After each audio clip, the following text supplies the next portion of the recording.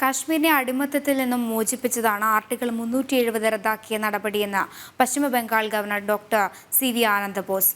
ഭാരതത്തിന്റെ ശക്തിയെ ലോകം അംഗീകരിക്കുന്നു, എന്നാൽ ഇവിടെ ചിലർക്ക് സംശയമാണെന്നും ഗവർണർ പറഞ്ഞു.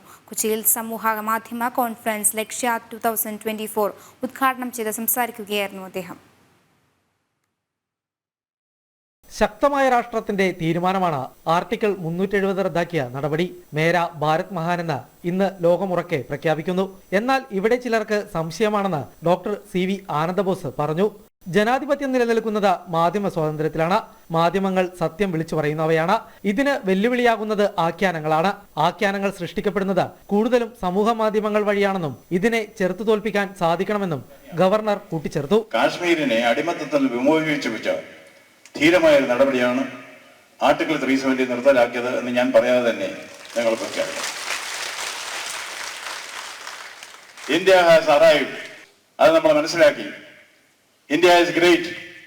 V asserted India is great. India is strong. We asserted India is strong.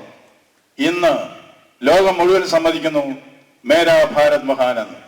ഇവിടെ മാത്രം ചിലർക്ക് അതിൽ സംശയമുണ്ട്.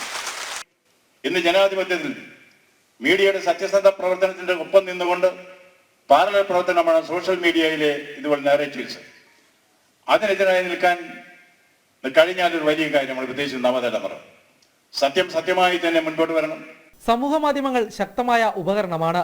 രാജ്യത്ത് ശ്രദ്ധേയമായ കണ്ടന്റ് ക്രിയേറ്റർമാരെ പ്രധാനമന്ത്രി ആദരിക്കുമെന്നത് സമൂഹ മാധ്യമങ്ങളുടെ പ്രാധാന്യം വ്യക്തമാക്കുന്നതാണെന്ന് ചലച്ചിത്ര താരം ഉണ്ണിമുകുന്ദൻ അഭിപ്രായപ്പെട്ടു.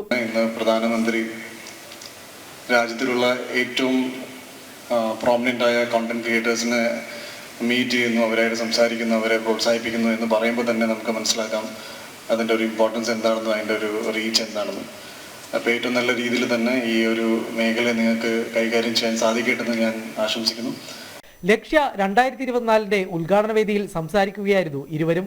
RSS പ്രചാര വിഭാഗവും വിശ്വസംവാദ കേന്ദ്രവും സംഘടിപ്പിക്കുന്ന സോഷ്യൽ മീഡിയ കോൺഫ്ലുവൻസ് ആണ് ലക്ഷ്യ 2024. ചടങ്ങിൽ RSS പ്രാന്തപ്രചാരക് S. സുദർശൻ, ദേശീയ അവാർഡ് ജേതാവും സംവിധായകനുമായ വിഷ്ണുമോഹൻ, സംഘാടക സമിതി അധ്യക്ഷൻ KC നരേന്ദ്രൻ തുടങ്ങിയവരും സംസാരിച്ചു. കോൺഫ്ലുവൻസിൽ രാഷ്ട്രം നേരിടുന്ന വെല്ലുവിളികളും രാജ്യപുരോഗതിക്കായി സമൂഹ മാധ്യമങ്ങളുടെ ഇടപെടലുകളും തുടങ്ങിയ നിരവധി വിഷയങ്ങളിൽ ചർച്ചകൾ നടന്നു. ജനം, കൊച്ചി.